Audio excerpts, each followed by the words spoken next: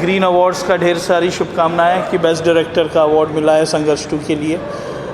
इस अवार्ड का श्रेय मैं देता हूं मेरे प्रोड्यूसर रत्नाकर जी, मेरे हीरो सुपरस्टार केसारी लाल यादव जी, मेरी हीरोइन मेघाश्री, मेरे डीओपी आर प्रिंस जी, मेरे राइटर वीरू ठाकुर और संघर्ष 2 से जुड़े हुए तमाम टेक्नीशियंस और तमाम आर्टिस्ट, इन सभी लोगों को मैं ये क्रेडिट देता हूं क्योंकि उन लोग के बगैर ये पॉसिबल नहीं था।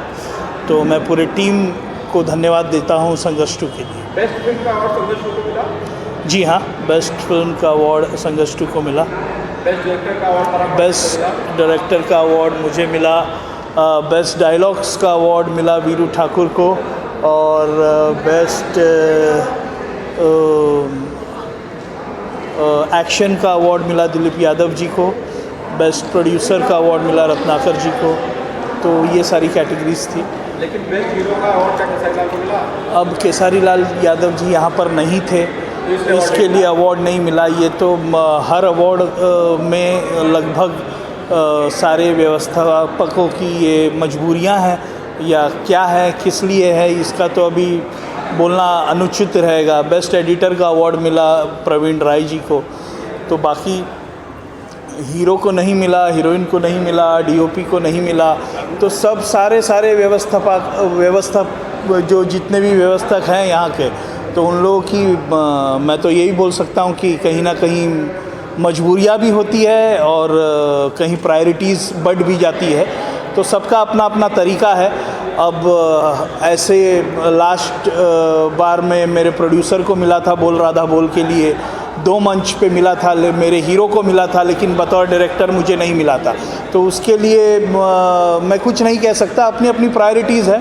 जिसको मिला उसके लिए हम लोगों को हमेशा ऑब्लाइज रहना चाहिए, जो भी व्यवस्थापक हमको ये अवार्ड का सम्मान देता है इसके लिए। पाटिल साहब, जब फिल्म बेस्ट है, डायरेक्टर बेस्ट है, प्रोड्यूसर बेस्ट है, एडिटर बेस्ट है, डायलॉग बेस्ट है, तो हीरो बेस्ट नहीं था? हीरो भी तो बेस्ट था। हीरो के बगैर हम लोग बेस्ट कहाँ से होंगे? हमारा बेस्ट काम एक हीरो ही तो दर्शाता है और हीरो बेस्ट है। तो मान लीजिए इतने सारे मेन कैटेगरीज में अवार्ड मिला है तो मेरा हीरो तो बाय डिफ़ॉल्ट बेस्ट है और मेरा हीरो है तो हमेशा बेस्ट था, बेस्ट है और बेस्ट रहेगा। उसे अवार्ड की जरूरत नहीं होती है? बिल्कुल, वो चलते फिरते एक अपने आप में अवार्ड है। जो पब्लिक का, जो जनता का सम्मान, जो जनता का अवार्ड केसारी जी को मिलता है, वो हमेशा उनके साथ है। और सारे अवार्ड्स, जितने भी अवार्ड्स उनके लिए किए जाए सम्मान के बतौर, वो कम है क्योंकि जनता का अवार्ड केसारी जी को हमेशा मिला हुआ है। मतलब अगर वो यहाँ आए होते आज, तो उन्हें अवार्ड मिलता बेस्ट एक्टर का? देखिए, डिज़र्विंग तो मेरे हिसाब से वो थे।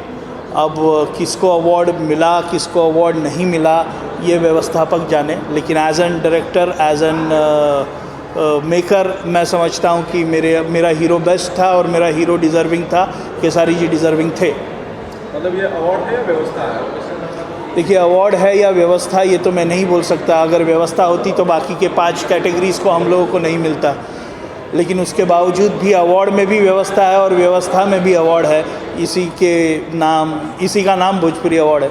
किसे डेडिकेट करते हैं अवार्ड? मैं डेडिकेट करता हूँ मेरे प्रोड्यूसर को, मेरे हीरो को, कि मुझे ऐसा लगता है कि अगर मैं कितना भी बड़ा कैनवास सोच लूँ, अगर प्रोड्यूसर सशक्त नहीं होते तो इतना बड़ी कैनवास का सिनेमा में नहीं बना पाता। और उसके बाद में जहाँ तक मेरी सोच और प्रोड्यूसर के पैसे की बात है, अगर केसारी जी अगर एक्शन से लेके, इमोशन से लेके अपना परफॉर्मेंस का तड़का नहीं लगाते तो संघर्ष 2 नहीं होती।